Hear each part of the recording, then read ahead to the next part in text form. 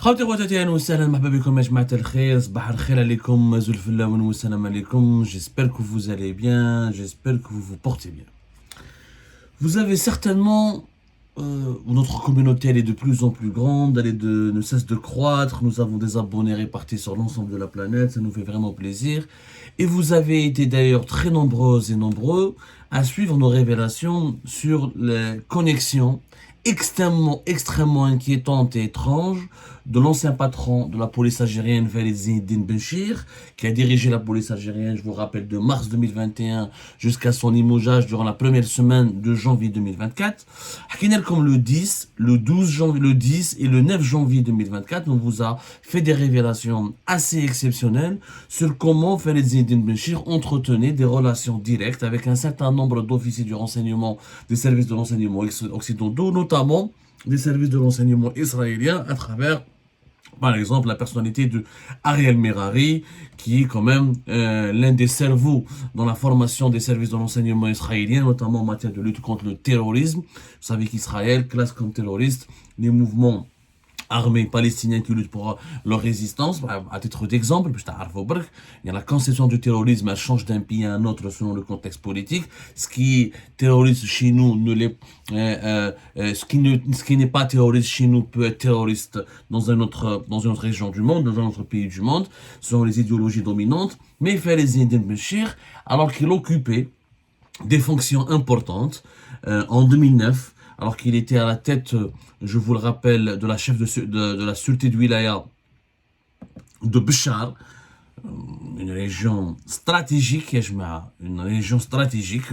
Vous savez ce que c'est que la wilaya de Béchar? C'est la wilaya frontalière du Maroc, c'est là où il y a des garnisons militaires importantes, il y a des stations, l'armée algérienne, elle a placé là-bas des unités de combat extrêmement importantes et sensibles. C'est une région qui a connu, de par les relations très compliquées avec le Maroc depuis les années, depuis la guerre des sables, après l'indépendance du pays, jusqu'à la fin, jusqu'à aujourd'hui encore, jusqu'à l'accord de paix au niveau du Sahara occidental en 1991, jusqu'à la réactivation des combats et de la lutte armée de front polisario contre le Maroc à partir de fin 2020, début 2021. C'est une zone très sensible, de turbulence, une zone classé militaire, et être chef de sûreté, être le responsable de toute la police de la wilaya de Béchar, c'est un poste hyper stratégique et sensible qui permet aux titulaires de ce poste d'accéder à des informations confidentielles, voire d'entretenir des contacts et des relations avec des personnels militaires et des responsables militaires qui ont accès de leur côté aussi à des dossiers très sensibles et classés secret défense. Ça n'a pas empêché M. Walid Zinedine Benchir de siéger au sein d'un organisme universitaire. Ça, nous en avons parlé durant le 9 et le 10 janvier 2024 dans nos révélations précédentes. Il était membre d'un organisme universitaire basé à Paris. Officiellement, il s'agit d'un groupe de recherche qui porte sur les menaces criminelles, les nouvelles menaces criminelles contemporaines. Il était affilié à une université parisienne. C'est un groupe de recherche hyper élitiste qui regroupait comme formateurs que des anciens des services de sécurité français et occidentaux et israéliens, et dont les cursus étaient essentiellement proposés à à des officiers ou à des membres du service de sécurité français, occidentaux aussi, et israéliens. Alors, à l'époque, nos révélations ont fait beaucoup de tabac, ils ont fait même beaucoup de ravages, ils ont choqué, interpellé, suscité beaucoup de débats et beaucoup de polémiques. Nous avons poursuivi notre enquête. Il faut savoir, pourquoi on s'intéresse aux connexions et aux amitiés, ou là aux contacts et relations de Walid Zinedine Benchir avec les services de renseignement occidentaux ou là israéliens. En tant que Walid Zinedine Benchir est un chercheur. Il a deux casquettes. Il a la casquette de haut responsable de la police algérienne.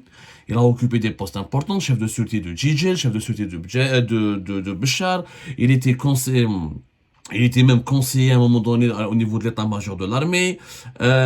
كان بعد ذيك طلع حكم l'inspection régionale de la police algérienne au niveau de la région sud-est à Ouargla. Ensuite, il était inspecteur régional de toute la région centre du pays de Blida, avant de devenir patron de la police algérienne de 2021 à 2024. Donc, il a occupé des postes et Khalina au début de sa carrière, qu'un chef de sûreté de Khamis el-Khashna, Boumerdès, qu'un directeur chef de cellule d'action, qu'un au niveau du cabinet à la DGSN. Il était conseiller, donc, كان le chef du bureau du centre national, le chef du bureau d'Interpol en Algérie. Donc il a occupé des postes stratégiques très sensibles et dans chacun de ces postes, encore une fois, il était en gestion, là il gérait des dossiers, il accédait à des dossiers, mais c'est lui qui gérait, qui supervisait les enquêtes les plus sensibles de la police algérienne, notamment de la police judiciaire algérienne. Il était par exemple le chef du bureau des études et de synthèse à la direction de la police judiciaire algérienne. Un des deux exemples.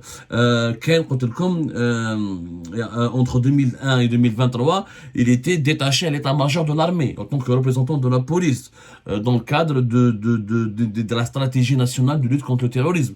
Durant toutes les années, Théo, Fariz Eddine Benchir a accumuler des connaissances sur un certain nombre de dossiers politiques, sécuritaires, de criminalité, de lutte contre le terrorisme qui sont classés, confidentiels ou qui relèvent du secret d'État.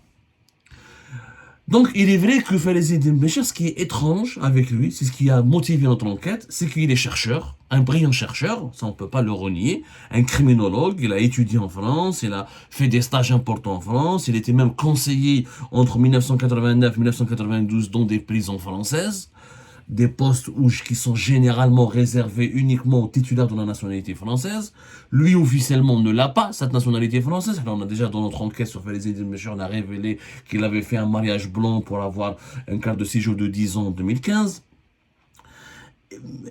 C'est que quand tu es chercheur, c'est-à-dire quand tu es un chercheur et tu participes à des organismes de recherche hyper prestigieux ou là, très élitistes en Occident, ça peut se comprendre. Tu es chercheur universitaire, tu écris des livres, et la recherche scientifique exige de la coopération internationale, exige de participer à des travaux, d'échanger avec d'autres chercheurs, etc. Ça, c'est compréhensible, c'est même magnifique, c'est même louable. Sauf que Fariz Eddine Benchir n'était pas qu'un chercheur. Fariz Eddine Benchir, comme ce que nous avons démontré lors de nos précédentes investigations, lors de nos révélations faites le 9 et le 10 janvier 2024, il était membre de certains organismes universitaires et de recherche sur les aspects, les thématiques sécuritaires et sur les thématiques sécuritaires propres à la lutte contre le terrorisme en tant que responsable de la police algérienne. Il n'intervenait pas, il n'était pas sollicité uniquement en tant que chercheur. Il était aussi et surtout, d'ailleurs dans tous les organismes auxquels il a participé, dans toutes les rencontres auxquelles il a participé, il met en valeur son rang au sein de la police algérienne, commissaire divisionnaire de la police algérienne, haut responsable de la police algérienne. Sauf que la participation d'un haut responsable des services de sécurité en Algérie à ce genre d'organisme universitaires entre guillemets, parce que réellement ce sont des organismes très élitistes réservés uniquement à l'élite des services de sécurité. C'est une participation anormale et inédite. Il n'y a aucun haut responsable algérien, que ce soit le ministère de la Défense nationale, ou là, que ce soit l'armée ou les services de renseignement, qui a eu autant de contacts et de connexions et qui a voyagé autant en France que Fariz Eddine Benchir et qui a participé à autant d'ateliers et de travaux d'organismes qui regroupe des hauts responsables des services de sécurité étrangers, notamment des services de renseignement étrangers, et pas n'importe lesquels, les services de renseignement occidentaux. Il faut savoir que la politique du régime algérien, vous la connaissez, le régime algérien passe son temps à chanter et à dire qu'il est contre l'impérialisme occidental, qu'il est un régime souverainiste, qui veut l'émancipation des peuples, qu'il est pour l'autodétermination des peuples colonisés, qu'il est contre le bloc de l'Ouest. L'Algérie a toujours eu des relations d'amitié avec le bloc de l'Est. Les services de renseignement algériens ont été formés essentiellement en Russie. Nous avons des cadres de coopération très accentués avec les services de renseignement russes. Nous avons des amitiés et des relations agréables toujours avec la Chine, ou la Russie, ou l'ex-Yougoslavie. Mais avec les pays occidentaux, l'Algérie a toujours eu de la méfiance, a toujours eu un discours très critique contre les pays occidentaux, et elle a toujours dit que ce sont des pays qui veulent s'ingérer dans les affaires internes, et elle ne partage même pas les positions politiques. L'Algérie, officiellement, est totalement opposée à l'Occident sur la question palestinienne, sur la question du Sahara occidental, sur la question de pas mal de conflits en Asie ou là en Afrique. L'Algérie a toujours été un pays dont sa politique anti-impérialiste et anti-occidentale. Donc, il n'est pas normal qu'un haut responsable de la police algérienne soit membre d'organismes soi-disant supposément scientifiques, alors qu'on sait très bien que ce sont d'abord des organismes sécuritaires. Oui, les services de sécurité en Occident font aussi de la science, font aussi de la recherche, sauf que les services occidentaux, ce sont des alliés entre eux. Les pays membres de l'OTAN, ou les pays occidentaux, les pays de l'Union européenne, plus Israël, ce sont des alliés déclarés. Ils partagent la même ligne politique, ils partagent les mêmes intérêts politiques, ils se soutiennent mutuellement, ils collaborent mutuellement, parce qu'ils ont la même vision de l'avenir du monde et du présent du monde. Et ils interviennent ensemble dans les mêmes conflits, que ce soit dans des guerres, dans des zones de tension. Ils ont la même politique anti-russe, anti-chinoise, pro-américaine. Donc, c'est un ensemble idéologique et politique solide commun. L'Algérie n'appartient pas officiellement, selon le régime algérien, n'appartient pas à cet ensemble politique et sécuritaire commun qui est l'Occident. Au contraire. Comment donc se fait-il que Fayez Eddine Benchir ait été autorisé, parce que quand tu es responsable de la police, chef de sûreté du Wilaya, inspecteur régional fait Ouergla, inspecteur régional fait Blida, quand tu occupes des fonctions aussi sensibles, tu ne peux pas voyager à l'étranger, notamment en France, un pays occidental, et tu ne peux pas participer à des travaux, à des rencontres, à des échanges, quelle que soit leur nature, si tu n'es pas autorisé par les autorités algériennes. Et les autorités algériennes n'auraient jamais autorisé un patron de la police de participer à des rencontres, à des débats, à des échanges, à des formations, ou là, à des ateliers où des membres des services de renseignement occidentaux et israéliens sont fortement présents. Donc, le cas Fayez Benchir, il est inédit, il est intriguant. Intriguant, comment un mec pareil, un Algérien, voyageait régulièrement, on a calculé, de 2003 jusqu'à pratiquement 2019, il était chaque année membre de plusieurs organismes universitaires, para-universitaires, mais qui ont des dimensions très sécuritaires et dans lesquels siègent toujours des membres des services de renseignement occidentaux israéliens, de 2003 jusqu'à 2018-2017. 2017-2018. Et à chaque fois, il partait avec sa casquette de policier, il prenait sa valise depuis Alger. Alors, d'un côté, il traite des dossiers très sécuritaires, très sensibles, qui relèvent encore une fois du secret d'État, du secret d'État en Algérie. Mais le lendemain, il part en France et à Paris, il fait une série de rencontres, il participe à une série d'ateliers avec des membres des services de renseignement occidentaux israéliens. Durant notre enquête, on nous a assuré que ni le ministère de la Défense nationale n'était au courant, que même les services secrets algériens étaient au courant de ses déplacements à Paris, qui trouvaient ça intriguant, mais qu'à chaque fois, il était autorisé par la DGSN pour y aller en France. Donc tous les responsables de la DGSN, depuis 1993, date de son recrutement, jusqu'à 2019, étaient l'autorisé ou là était au courant d'une partie de ses activités. Mais personne, ni au sein de la police, ni au sein des services de renseignement algériens, ni au sein de n'importe quelle autre institution algérienne, quand tu leur demandes, quand tu leur montres, voilà, ce que faisait Fayez Eddine Benchir, avec qui il rencontrait, qui étaient ses amis, ramener les officiers israéliens qui partageaient les mêmes organes, qui partageaient ses travaux, ses ateliers, et qu'il rencontrait en tête à Paris, ils sont tous choqués, qu'on ne savait pas. Et tous aboutissent à la conclusion qu'il s'agit d'un traître, que c'est une traîtrise. Parce que pour le dogme du régime algérien, être en rencontre, rencontrer, traiter avec, ou la échanger, sans avoir l'autorisation expresse, sans être en mission officielle de la part de l'État algérien, avec des officiers du service de renseignement israélien, ou avec des officiers qui soient anciens, avec, quand on est responsable, ou quand on a une carrière au sein des services de renseignement, même si on est à la retraite, on reste un responsable des services de renseignement. On quitte pas ce genre de boîte, on les quitte pas comme ça. Quand on est espion, on est toujours espion. Quand on est un maître espion, on est toujours un maître espion toute sa vie. Quand on est un membre des services, quand on est un officier des services de renseignement, jusqu'à la mort, on reste, on réfléchit, on agit, on se comporte et on vit comme un officier des services de renseignement. Ça, c'est pas des métiers, c'est des modes de vie.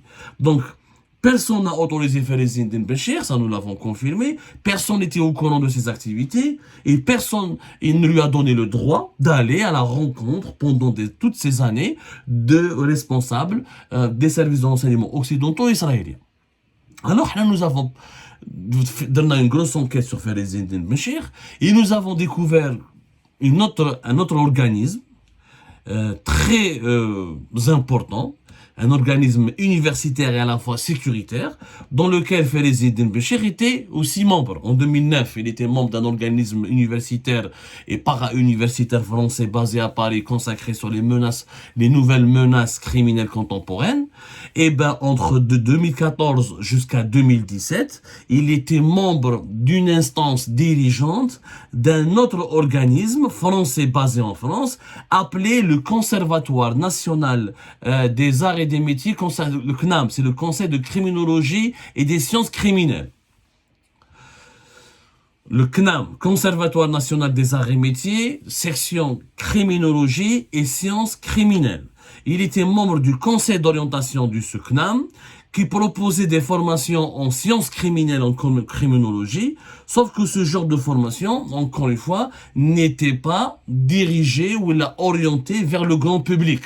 La preuve, le master, ou les formations diligentées dans le cadre du CNAM, il y avait des conventions signées en France avec l'école de guerre française, l'école des officiers de la gendarmerie nationale française, différents services de sécurité de l'État français, et tout ce qui relève du pôle, le CNAM a un pôle sécurité-défense qui proposait des formations destinées essentiellement aux membres des services de sécurité français ou là des services de sécurité étrangers, mais qui relèvent de pays alliés de la France, qui sont des pays occidentaux. C'est-à-dire que les Russes, les Chinois, les Iraniens, les Turcs ne formaient pas leurs officiers au niveau de ces organismes de formation sécuritaire ou la militaire français. Il faut vraiment être l'ami de la France ou avoir des rapports très amicaux avec la France ou partager la même ligne idéologique de l'État français pour participer à ce genre de formation de pointe qui porte toujours sur des sciences criminelles, c'est toutes les questions de sécurité et les questions de renseignement. On le voit bien, le CNAM, le Conseil national des arts et métiers avec son pôle sécurité et défense ou là sa section chargée de la criminologie et des sciences criminelles, former essentiellement les gendarmes français, les policiers français, les membres des services de renseignement français et où là les policiers et gendarmes des pays occidentaux ou là les membres des services de renseignement occidentaux. La preuve, le conseil, il a deux types, il a deux instances. Le CNAM, entre de 2014 à 2017, il avait deux instances dirigeantes. Le conseil scientifique et le conseil d'orientation. Tous les organismes scientifiques et de recherche dans le monde occidental, ils ont ce genre d'organisation. Il y a un conseil scientifique où les membres, c'est eux qui décident du contenu des formations, de la qualité des formations, du nombre de cursus, du nombre de cours, qui peut étudier, qui ne peut pas étudier chez nous.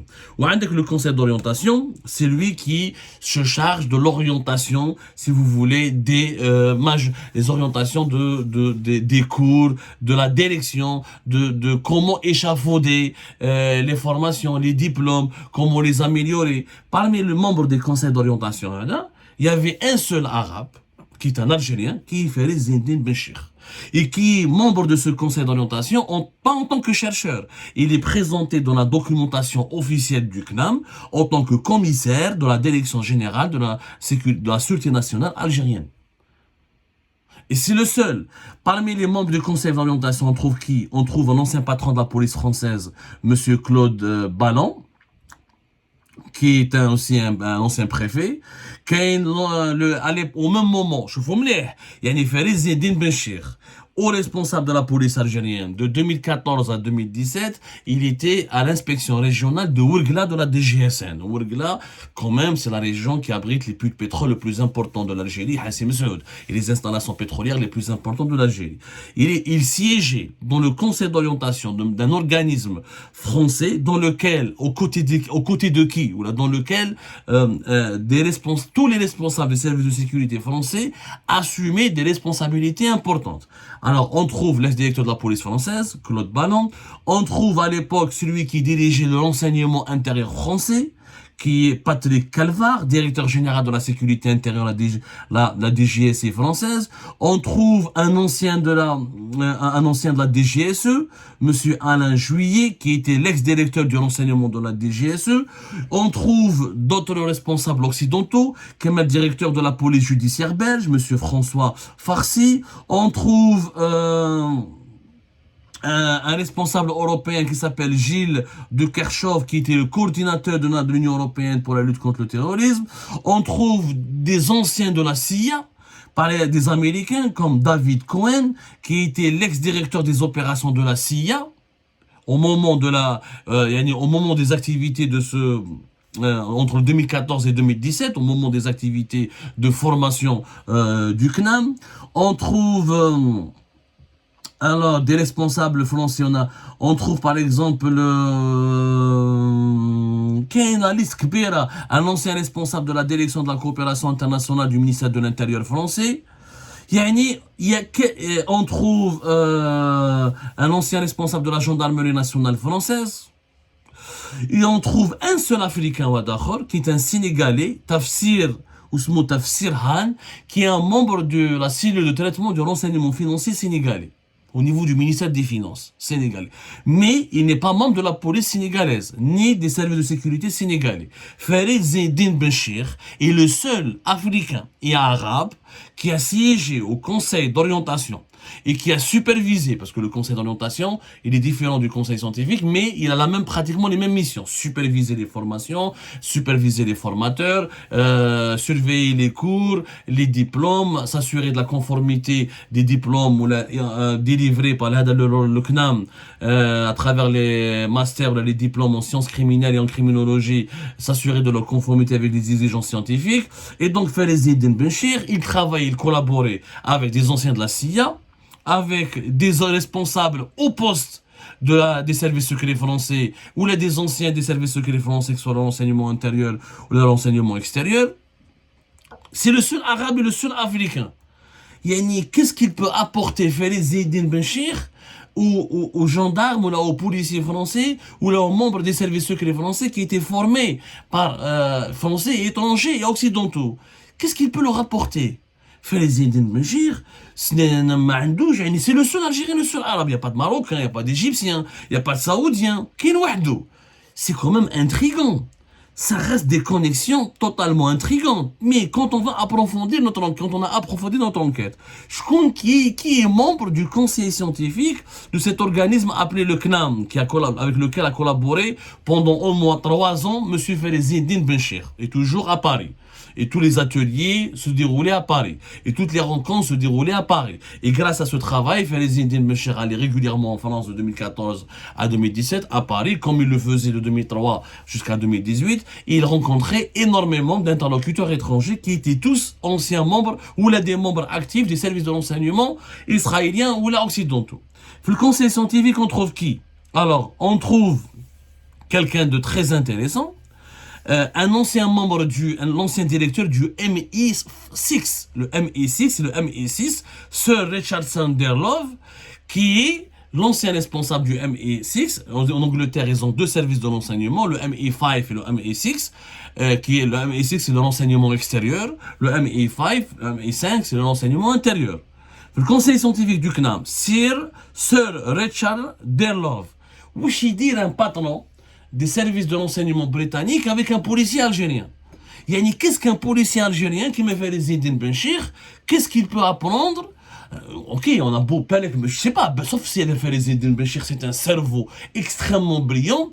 Je ne crois pas qu'il soit plus brillant que les responsables de la CIA, ou la du renseignement, ou la du MI5, du MI5, ou la du MI6, ou la de la DGSE française. Et en plus, Félix Eddin Béchir, c'est le seul brillant du monde arabe. Et il n'y a pas un cerveau brillant au Maroc, et un cerveau brillant en Égypte, en Arabie Saoudite, au Koweït. Très étrange. Et qui a autorisé monsieur Félix Eddin Béchir en Algérie de participer à ces ateliers-là? On a demandé à toutes les sources proches des autorités algériennes. Toutes les sources nous ont dit jamais